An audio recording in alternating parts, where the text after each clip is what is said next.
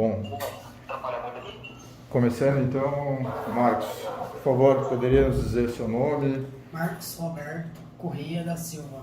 e onde o senhor se encontra nesse exato momento? Encontro no presídio professor Jaci em Uberlândia, Minas Gerais. Tá, e por que motivo o senhor atribui a sua estadia aqui nesse momento? Porque eu sou um dos que invadiu o sistema do Serasa e vazou 220 milhões de dados na internet. Tá. Para além disso, existe algum tipo de acusação envolvendo o Tribunal Superior Eleitoral? Existe. E o que o senhor pode nos dizer em relação a isso? Eu posso dizer que eu só estou esperando eles quererem me condenar, né? Porque o ato foi só um protesto, nada de roubar informação, nada de prejudicar ninguém. Mas qual foi o ato em si? Ativismo. Mas o que o senhor fez em relação ao TSE? Invadi o site e passei informações para outra pessoa. E como se deu essa invasão? Essa invasão ocorreu numa string que estava no vulnerável SQL Injection. Uhum. E essa invasão do site se deu também em relação a dados administrativos dos usuários? Todos os usuários ao banco fornece. A falha fornece o acesso ao banco de dados. Ao banco? Ao banco de dados. O que tiver armazenamento no banco de dados vai ser tudo capturado. Tá. E o armazenamento nesse sentido é dos eleitores também? Os eleitores também. E que tipo de dados dos eleitores tem lá? Nome, CPF, voto, RG. Os dados biométricos também? Dados biométricos também. E você conseguiu acesso a tudo isso? Tudo isso. De uma maneira relativamente simples? Simples. Você poderia nos explicar como isso aconteceu? Ela ocorre numa falha que, tipo, a gente injeta códigos maliciosos na barra de URL e através desses códigos a gente consegue manipular o site. E Tá. puxar nome de usuário e senha de administradores. Perfeito. E houve algum tipo de ataque também à negação de serviço por parte de vocês? Teve também Ao DDoS? o DDoS. A gente juntou, geralmente, se eu não me engano, foi 30 mil máquinas infectadas, montou uma rede zumbi e atacou o DDoS. Tá. O TSE ele admite esses ataques, só que ao mesmo tempo ele afirma que em nada afetariam nem poderiam afetar os sistemas das urnas eletrônicas, a apuração, a segurança e a integridade dos resultados de votação. Isso eles falam com uma certeza categórica, mas ao seu ponto de vista, sua expertise, vendo que quão fácil foi acessar o sistema, o site do TSE, você acredita de fato que é impossível violar a situação do processo eleitoral? A minha base é que tudo conectado à internet ela é vulnerável. Nos Estados Unidos, numa conferência de hacker lá, chama DEFCON, já comprovaram a existência que existe sim falhas de cibersegurança nas urnas eletrônicas. Tá. Então, no seu ponto de vista, você, por exemplo, que conseguiu acessar os sistemas administrativos do TSE com relativa facilidade, como mesmo disse, conseguiria, com os recursos necessários, o tempo necessário, invadir também o sistema eleitoral? Verdade, conseguiria. E, inclusive, em relação a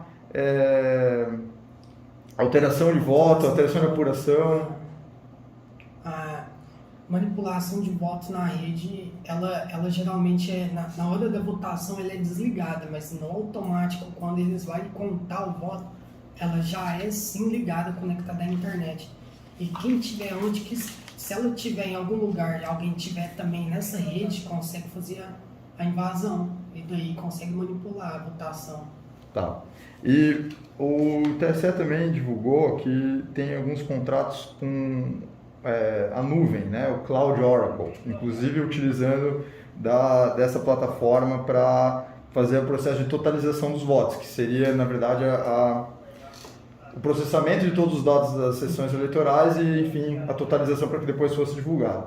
Considerando que esse sistema, inclusive, utiliza de recursos de inteligência artificial, né, você acredita que isso também é uma vulnerabilidade? É uma verdade, isso é vulnerável, sim.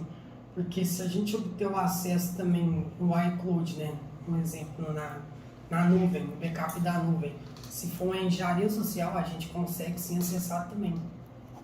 Perfeito. O professor caiu, a internet dele tá ruim. Tá. Prosseguindo, então. Em relação a esses dados... Sem problemas, professor. Tá.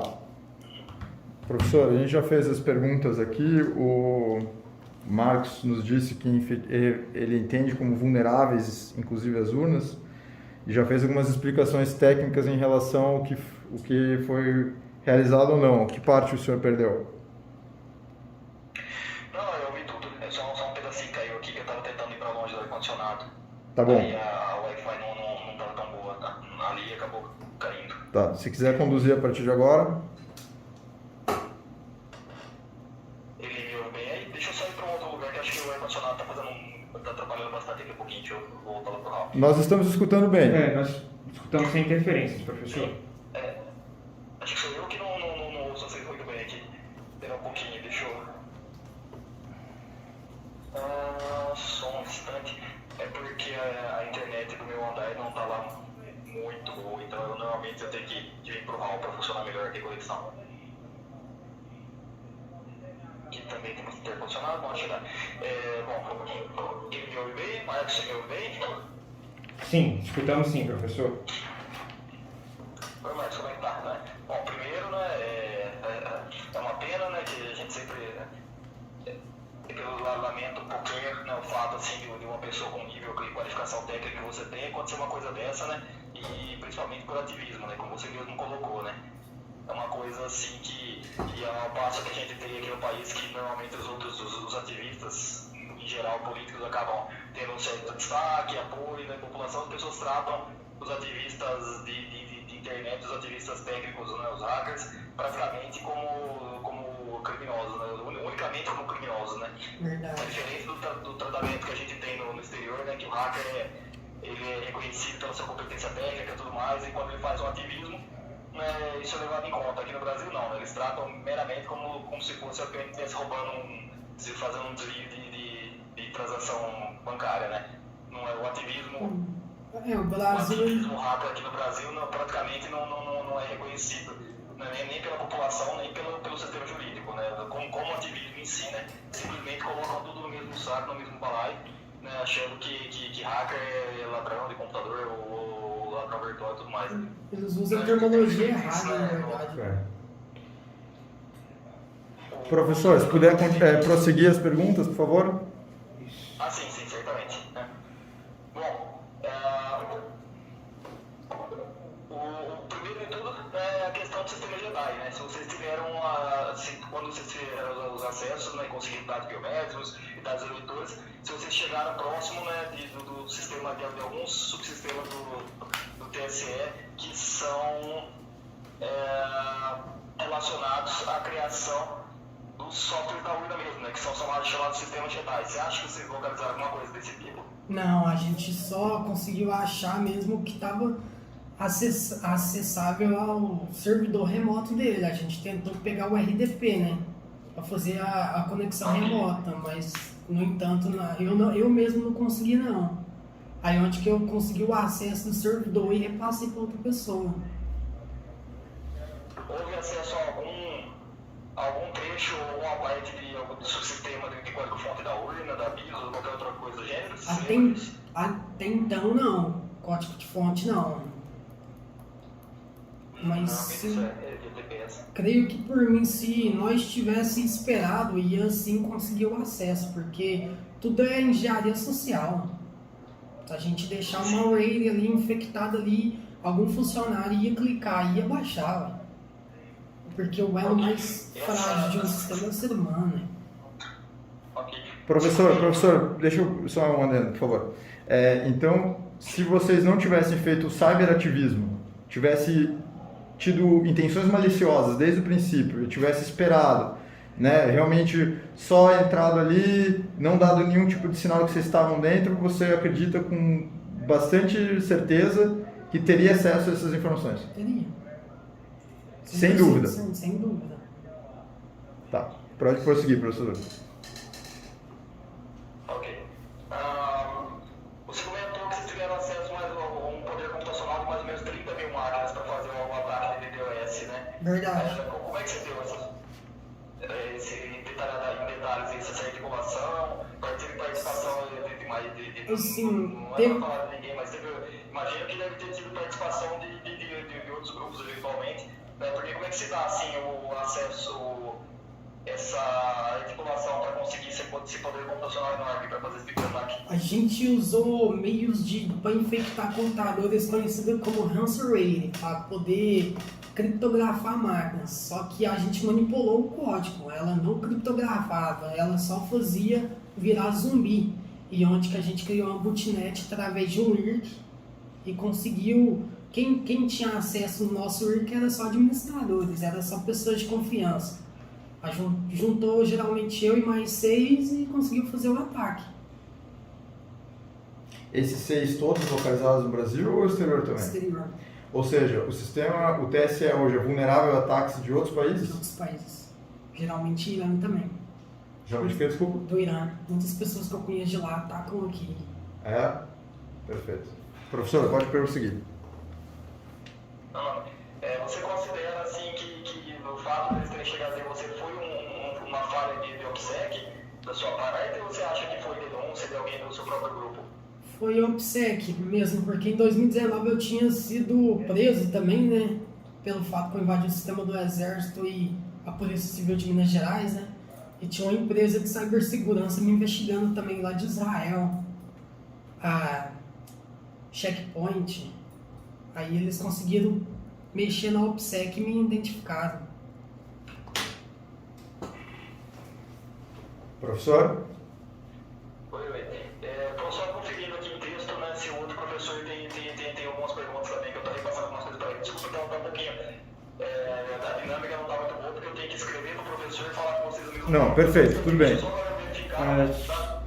Só uma pergunta, Marcos. Você falou que foi um ataque simples que vocês fizeram. Você sabe quanto tempo mais ou menos vocês passaram planejando esse ataque? Geralmente eu nunca planejei ataque, pra falar a verdade, é aleatório. Então Porque foi algo... eu identificar e as pessoas que eu conheço identificar, a gente tenta invadir. Caso contrário, a gente só pula de aula. Porque não foi nem nada planejado a poder... como que eu consigo... Nada mal intencionado, sempre foi ativismo mesmo. Foi até uma coisa hilária, porque em agosto eu saí daqui do presídio, em agosto eu peguei o Senado. Depois o STJ, que o STJ também foi infectado por ransomware. Depois o TSE. Tudo foi um ativismo. Outro professor ele quer saber se tinha falha nos sistemas web, tá? Se vocês conseguiram adentrar alguma coisa através dos sistemas web do TSE. Foi, a falha veio sim na aplicação web, do site mesmo. A manipulação foi do banco de dados dele, do site.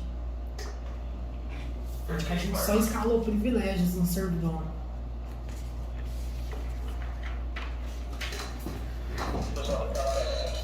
Marcos, aqui numa resposta formal do TSE, novamente voltando sobre a questão do processo eleitoral, eles mencionam que a totalização se dá com base em um banco de dados com tabelas de dados, ou seja, tabelas envolvendo ali em quem votou no que, etc e tal, né? Voltando àquilo que você tinha me dito no começo, talvez, se tivesse esperado um pouco mais de planejamento e vontade de fazer o mal, por assim dizer, né? De efetivamente mexer no processo eleitoral, vocês conseguiriam, por exemplo, inserir tabelas com dados alterados? Verdade. Conseguiria sim. A gente está acessando o MySQL, que é o PHP maiadinho. Ali já é um banco de dados. Se a gente quiser criar tabela, nome de banco de dados, a gente acrescentaria sim, manipularia todinho. Não só no banco de dados dos usuários, mas no banco de dados dos votos também. Central também. Servidor central. Mesmo ele durante o processo eleitoral, e aí eles mencionam que eles estão, os servidores do processo eleitoral ficam offline durante o final de semana da eleição. Mas você poderia então, por exemplo, plantar isso antes e só esperar? Só esperar, sim, porque a gente já tinha acesso no servidor, né? A gente não saberia quem ganhou, mas podia manipular só. Em que sentido? Você poderia, por exemplo, já incluir votos para um determinado candidato? Verdade.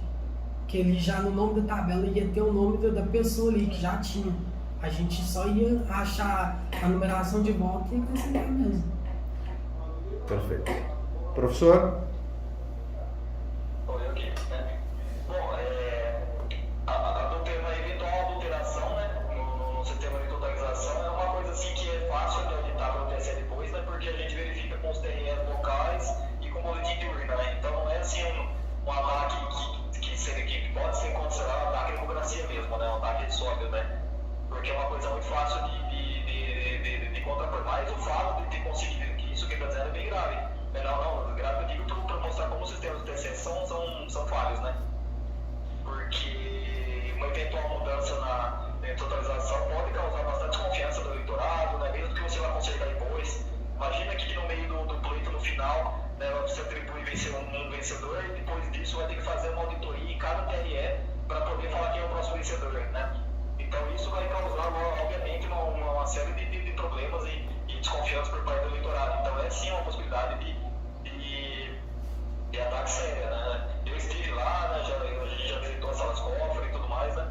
Então o que se passa para a população é que é tudo super seguro, né? Então o ataque realmente desse tipo, né, nesse nível de escalada, né, é uma coisa bastante preocupante, sim, com certeza. Sim, o governo ele só quer esconder as coisas, na verdade, né? Porque de trás mesmo rola muita sujeira, entendeu? E esse ataque foi tão simples, não sei como que eles teve que parar o servidor. Foi muito simples. Uma falha de um site causou todo um reboliço. Professor, tem mais alguma pergunta? Não, acho que por aqui, deixa eu só verificar se o professor ele é juiz da CBF, né? Ele quer ver competições internacionais de quebra de flag. Deixa eu ver se ele tem alguma outra questãozinha aqui, mas eu acho que ele está satisfeito, sim, também. Professor, vamos focar aqui na questão eleitoral. Qualquer coisa vocês continuam numa outra discussão, pode ser? Pode ser. Quanto à situação eleitoral, satisfeitos? Sim. Tá, vamos encerrar aqui o vídeo. Marcos, então só no final declara, por favor, que o senhor concordou com a exibição desse vídeo, com a gravação, Marcos, sim. inclusive sem a presença do seu advogado, Sem presença do advogado. tal qual declarado nos instrumentos aqui. Isso? Perfeito. Vamos encerrar.